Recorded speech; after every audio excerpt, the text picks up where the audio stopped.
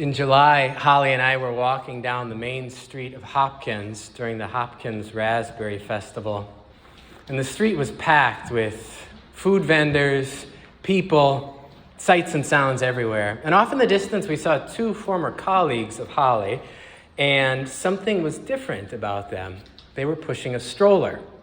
So we walked up to them, "Congratulations!" And we peered in the stroller, and the baby was cute, and we made small talk about sleep schedules. And then we were talking about their leave from work, about their maternity leave and their paternity leave.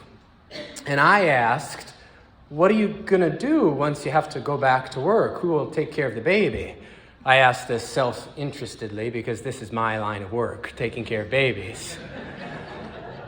And they said, "Well, we're hoping that for kindergarten, we'll enroll him in a Spanish immersion or a Chinese immersion school." And I thought, kindergarten is a long ways away. What about next week? But everybody is planning these days. Everybody's got plans. You're a fool not to have plans about what you're going to be doing in 5 years or 6 years. Maybe you've read about how no college students are studying the humanities anymore. Nobody's studying English or history or sociology or anthropology or religion or philosophy. No one is studying this because we're all afraid of being at dinner parties and telling people what we're studying, and then in response hearing, "English major? What are you going to do with that?" Any smart 19-year-old knows that they should be studying econ and partying 4 or 5 times a week. This will put at ease any of those nervous elders you might run into who are worried about you never getting your own health care. "English major? What are you going to do with that?" "Well, I might live in a small house and cook good food and have interesting thoughts and love my family." Everybody's got plans these days. I have heard that once upon a time there was such a thing as an unplanned pregnancy. But in the circles that I run in, econ majors and people with college degrees, I haven't heard of such a thing. Most of life is spent planning for unpregnancy.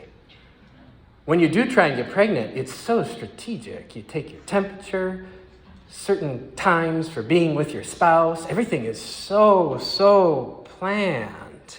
Do you see a blue plus sign? That's good. We need to start thinking about kindergarten. We should start a Roth IRA for the little one. I've been thinking about that for Fred. Fred works all the time. He has a pile of money at home from all his snow blowing and yard clearing.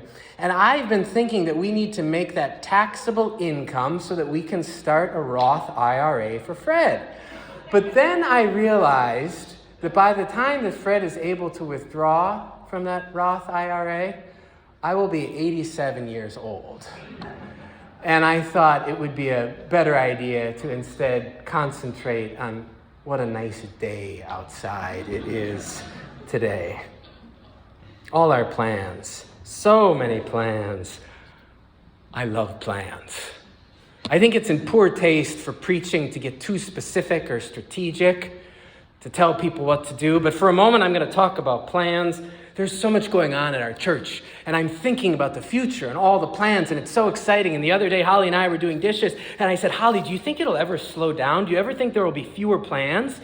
And we thought that there probably would be at some point. We'll get our processes in order, our building in order. Things will slow down. Maybe there will come a time when we meet during the weekdays here and drink tea with our pinkies pointing out and read poetry and look into one another's eyes for minutes at a time.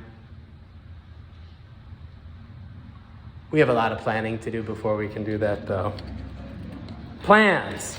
I love plans. I think Abraham and Sarah would have been good planners. In Genesis 13, the Bible tells us that Abraham was rich in livestock and gold and silver, and this wasn't inherited wealth, so he must have been a good planner. Must have had a good financial planner. Genesis 14 describes some rather elaborate battle plans that Abraham makes to save his kidnapped nephew Lot. Genesis 16 talks about the plans that Abraham and Sarah make when they realize that they're too old to have children on their own and they need to line up a surrogate. So Abraham and Sarah, good planners, like us. I bet they already knew where Isaac was going to go to kindergarten. The Bible follows Abraham for 13 chapters, and it narrates a huge part of Abraham's life. And throughout these chapters, we see Abraham having a lot of success. He's a good planner, a good leader. He makes the right decisions that a rich and wealthy man living in a desert 4,000 years ago in a patriarchal environment would have made. He's a good planner, a man with a plan, like you or me. But these 13 chapters also narrate God's relationship to Abraham too. And there's a cycle. Abraham goes forward, makes good plans, and then God steps forward and interrupts Abraham with God's plans. And Abraham listens and heads in a different direction. And God recedes, and Abraham goes forward, until God interrupts Abraham again with more plans. And Abraham follows God's plans, God steps back, and God steps forward to interrupt Abraham again. The relationship between God and Abraham is not like a lover's dance, beautiful synchronicity between two people who are perfectly planned. It is more like a man walking on a street and encountering a road closed sign, and then taking detour after detour after detour after detour. I'm supposed to do that? I'm supposed to look to the stars in the sky? I'm supposed to take my son up a mountain and God will provide the sacrifice? That'll never work.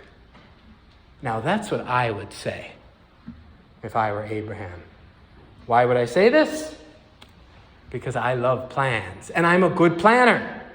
I know it's possible. Just look at what has happened to our church over the past 2 years with me in charge as the leader. I'm a good planner. Please. You want to know the truth? I had no idea. This was not in my plans. The only reason I'm here is because I had few options and you had few options. I stumbled upon this church's website and I saw you were looking for a pastor, and I called the Minnesota Conference of the UCC, and I said, do you think I could preach there a few Sundays? And Sharissa said, do you think you'd want to be the pastor there? And I didn't think that sounded like a very good idea. A solo halftime first call pastorate to a tiny church on its last thread? That'll never work. That's what I thought, because I'm a good planner. I'm realistic. But it wasn't until God appeared to me, not by the oaks of Mamre, like Abraham. It wasn't until God appeared to me in the sanctuary, in our social hall, in coffee shops, in your living rooms. God appeared to me and said, do you know what I could do with this community? Do you know what this church could become? Do you know that people and more people could come to this place and hear a message of love and welcome and warmth that they cannot hear anywhere else? God said this to me and I said, no, I don't think that's possible. And that's why I'm not Abraham. God told me God's plans, and the first thing I said was, no, it won't work. But God did not give up on me or you.